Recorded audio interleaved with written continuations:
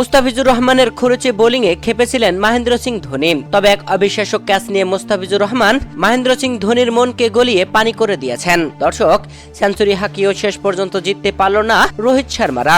আইপিএলের 29তম ম্যাচে খেলতে নেমেছিল মুম্বাই ইন্ডিয়ান্স ও চেন্নাই সুপার কিংস। আর এই ম্যাচে চেন্নাই সুপার কিংস আগে ব্যাট করে 206 রান করেছিল মাত্র 4 উইকেট হারিয়ে পুরো 20 ওভার খেলে। তার জবাবে ব্যাট করতে নেমে ওপেনিং এ নামা রোহিত শর্মা শেষ পর্যন্ত খেলেছেন, তবে সেঞ্চুরি হাঁকিয়েও দলকে জেতাতে পারেননি। শেষ পর্যন্ত 20 রানে হেরে যায় তারা। এই ম্যাচে মুস্তাফিজুর রহমান খরুচে বোলিং করেছেন। 4 ওভার বল করে 55 রান দিয়ে নিয়েছেন একটি উইকেট, যদিও শেষ ওভারে দারুণ বল করেছিলেন। শেষ মুহূর্তে 12 বলে প্রয়োজন ছিল 47 রান, সেখানে মুস্তাফিজুর রহমান 19তম ওভারে বল করতে এসে দিয়েছেন মাত্র 13 রান। দর্শক, এই ম্যাচে চেন্নাইয়ের হয়ে মাথিসা পাথিরানা দুর্দান্ত বল করে 4 উইকেট তুলে নিয়েছেন।